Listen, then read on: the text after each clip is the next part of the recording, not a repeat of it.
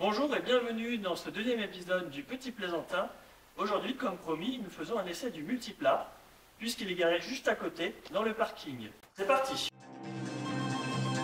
How do you know when you hear the call?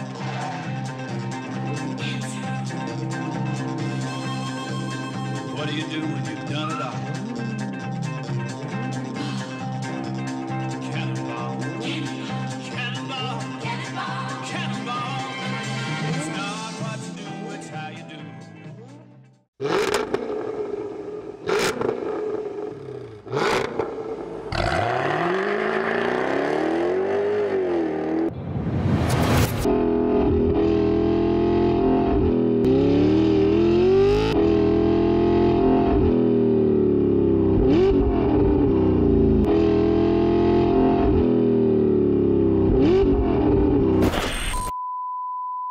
Et donc, vous avez pu constater lors du roulage de multiplat qu'il s'agit évidemment d'une plaisanterie du Petit Plaisantin. C'est donc une maquette et pour réaliser cette maquette, j'ai suivi différentes étapes.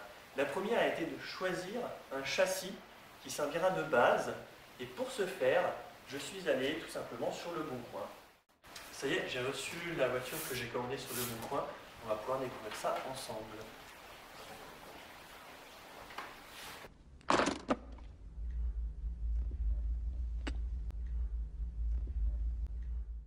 Il s'agit d'une voiture HPI 1/10. C'est une réplique de la Subaru BZR qui est en fait la sœur jumelle de la Toyota GT86. Profitons-en pour parler un petit peu de ce modèle. La Toyota GT86 a été produite entre 2012 et 2020 en hommage à la Toyota GT2000 et à la Toyota Corolla AE86. C'est la voiture du héros dans le manga Initial D. Cette GT86, c'est un petit coupé sportif, moteur 4 cylindres, essence à l'avant, boîte manuelle 6 vitesses et toute la puissance en roue arrière. Ça en fait une petite voiture très joueuse.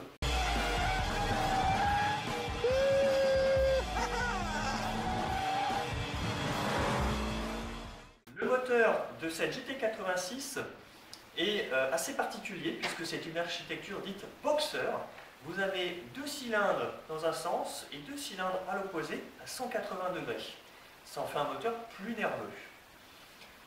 Ce moteur, c'est un 2 litres essence qui sort 200 chevaux atmosphérique. Donc sans turbo, sortir 200 chevaux d'un 2 litres, c'est tout à fait honorable. C'est aussi un 16 soupapes, donc 2 soupapes d'admission et 2 soupapes d'échappement par cylindre. C'est aussi ce qu'on appelle un moteur carré, c'est-à-dire que le diamètre du cylindre est égal à la course du piston. Ici 86 mm, d'où GT86.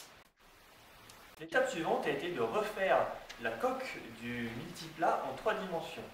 J'ai d'abord pu télécharger sur internet le multiplat d'origine en 3 dimensions et à l'aide d'un logiciel de conception 3D et de nombreuses photos trouvées sur le web, j'ai pu refaire tout le kit carrosserie Kemura.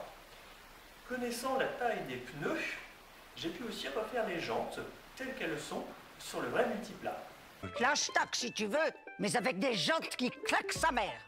Il a fallu ensuite mettre à l'échelle cette coque pour qu'elle rentre sur ce châssis 1/10. Alors il a fallu tasser un peu.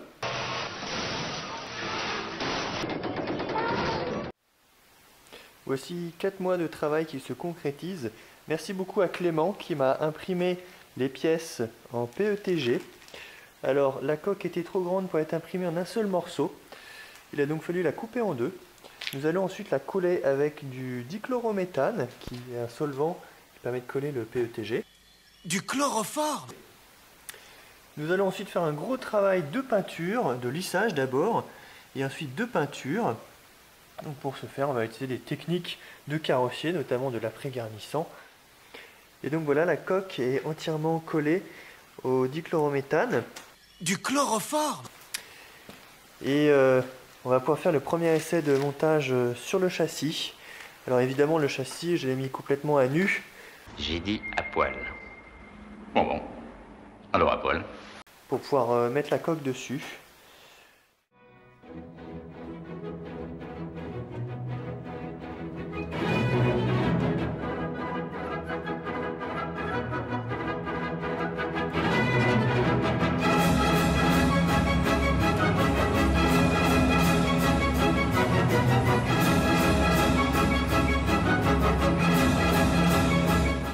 Et donc voilà, j'ai mis une couche d'époxy bicomposant noir brillant sur l'ensemble des pièces, sauf l'aileron que j'ai fait en rouge. J'ai peint grâce à ce pistolet. Donc voici un petit peu le rendu des pièces.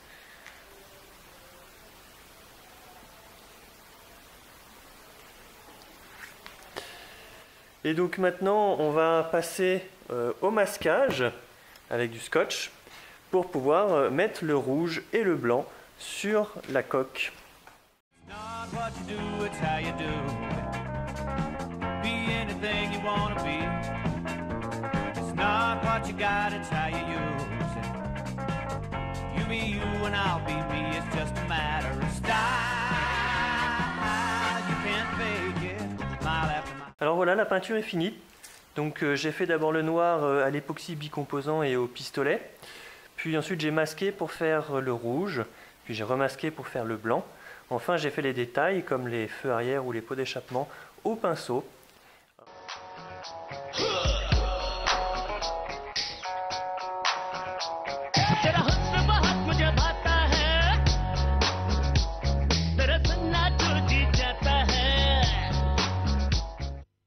Voici la fin de cette vidéo.